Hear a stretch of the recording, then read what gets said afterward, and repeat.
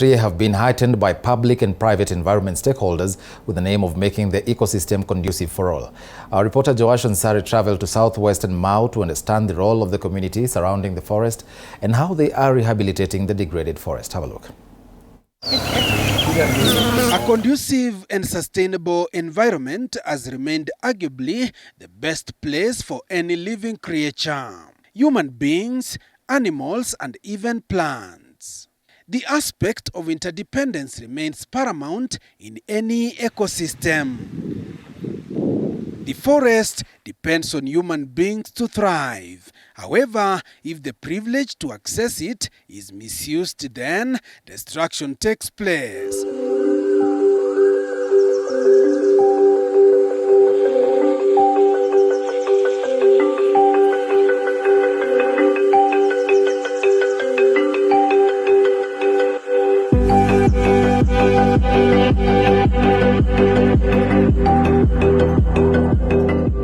Welcome to southwestern Mau Forest, a reserve that is located in Buret and managed by Kenya Forest Service. This was the largest forest block in the Mau complex, covering 84,011 hectares, of which 22,797 were excised in 2001. It is the main upper catchment of Sondu River. This is Ndoinet area, approximately 20,000 hectares, which is also a major water tower and the most indigenous forest, covering at least 19,000 hectares. Human beings made here to be home, with public and private environmental stakeholders playing a role in protecting the ecosystem.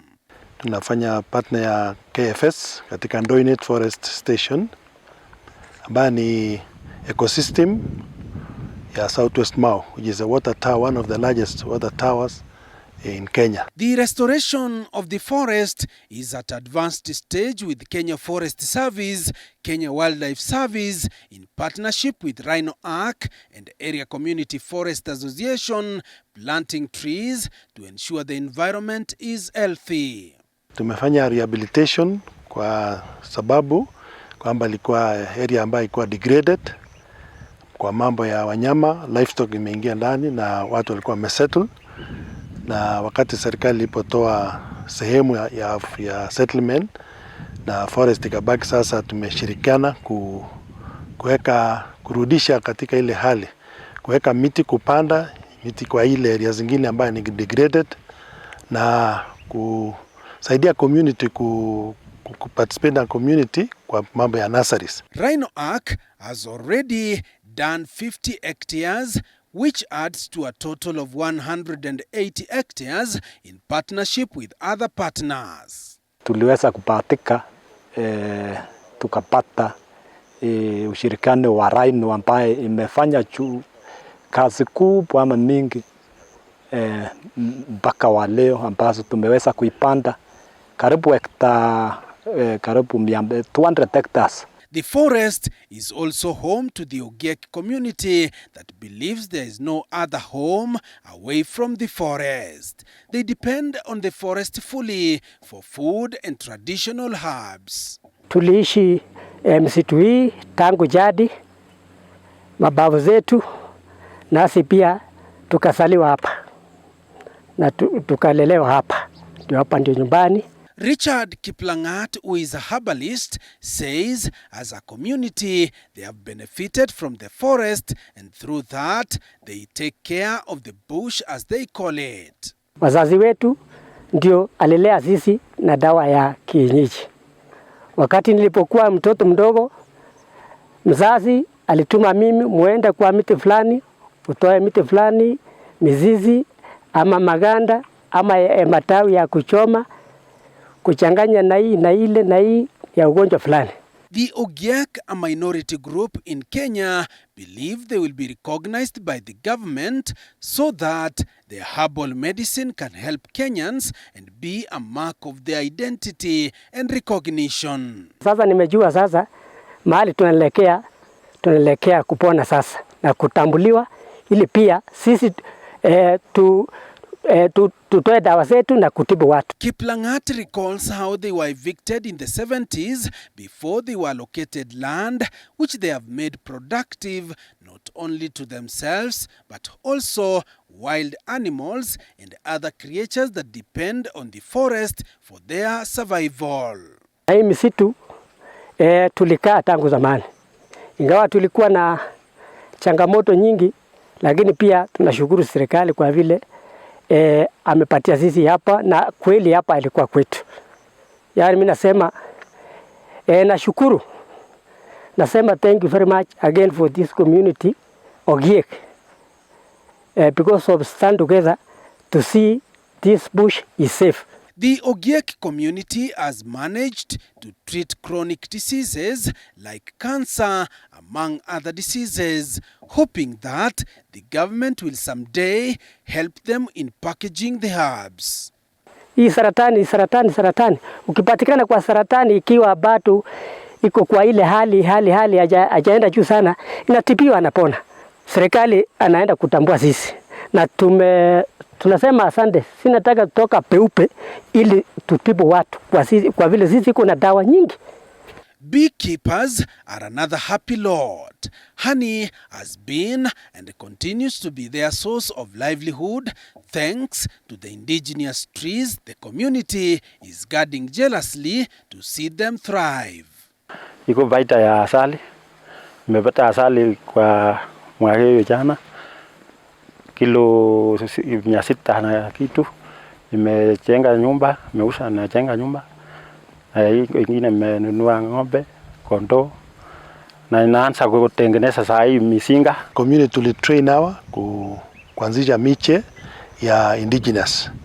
Ile ya miti ya kiasili, kwa sababu hapa ni area ya indigenous forest, the black forest.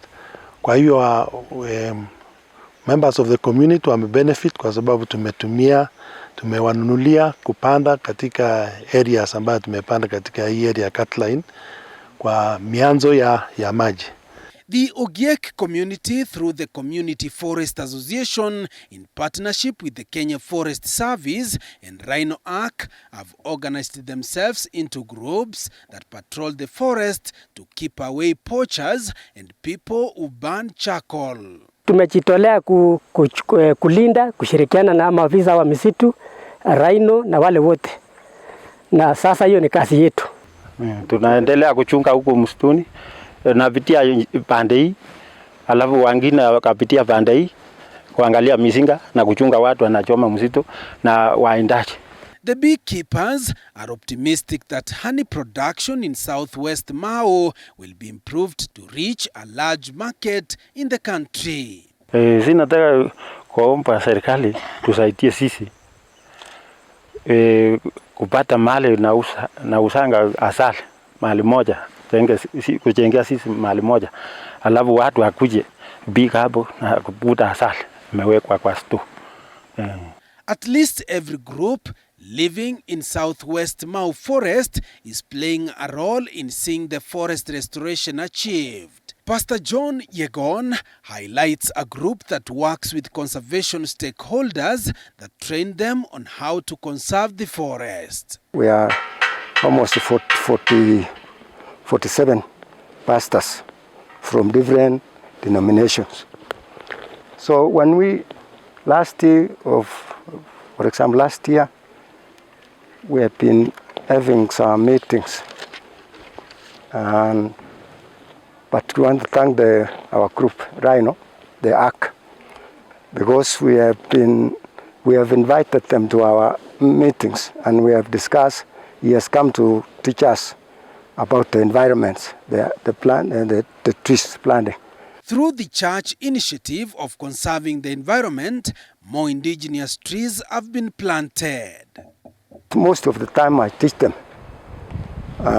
especially the word of God, and at the same time to conserve the environment, to plant trees. Sana ile miti ya kienyeji. Tunapenda hii miti ya kienyeji juu ni dawa. Tuko na types sijui 7 kwa huko nursery. Schools in the area have not been left behind. Close to 170 schools in Mau Forest Complex have embarked on environment syllabus in efforts to change the destructive notion in the community of degrading the forest. We had to come and see how this program can be implemented because we are the teachers implementation committee. So we sat down and showed the areas which are mainly covered, especially in the conservation of the environment. So we saw that it's good for us to begin the program in schools because the pupils will be the ambassadors of tomorrow.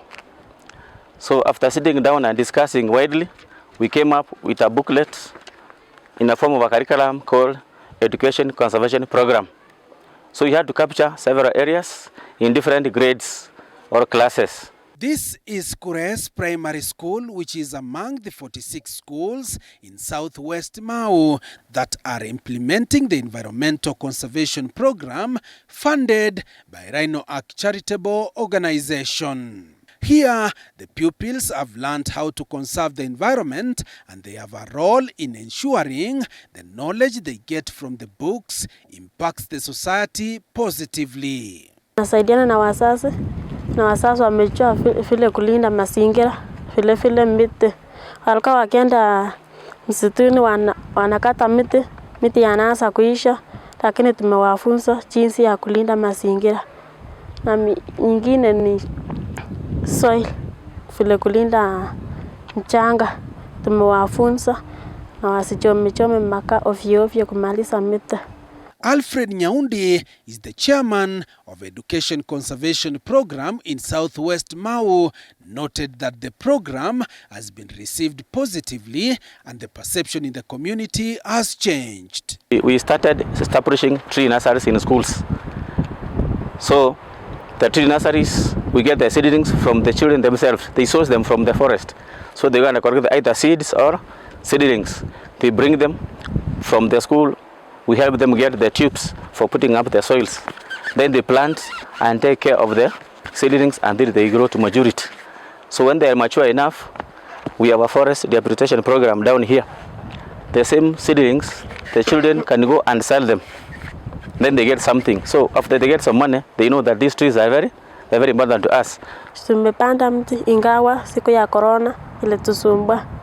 Tukaenda nyumbani, mbuzi wakakula na kiangaza yakakauka. Ingine yesilipake tukauza kwa huko, alafu tukapata pesa, tukanunua vitabu vya shule na vitabu vya hadithi. The syllabus covers soil conservation, water, pollution and tourism, with its main objective of protecting the Mau forest, which is a water tower for many streams. All the substance or subtopics we cover is 1. Uses of water, 2. Water pollution, 3. Water storage and harvesting, then how to conserve that water. After vigorous sensitization on conservation by conservationists, the youth, church and pupils are planting seedlings for distribution to the members of the community and also sell the others to earn a living. Kazi Rhino na mambo na watu wa misitu wamefanya kazi kubwa. Kuna siku hii misitu miaka ingine ambayo imeenda, hii ilikuwa kidogo ilikuwa imeharibika, lakini tulikuwa na mpango kutafuta seeds, yani seeds ya miti ndio tuweze kupeana kwa members. Yenye tulianzia tulisema wacha tuanzie tuka establish a tree nursery yenye mliona huko. Kwa hiyo tree nursery tukasema the 20% of the trees tulipata huko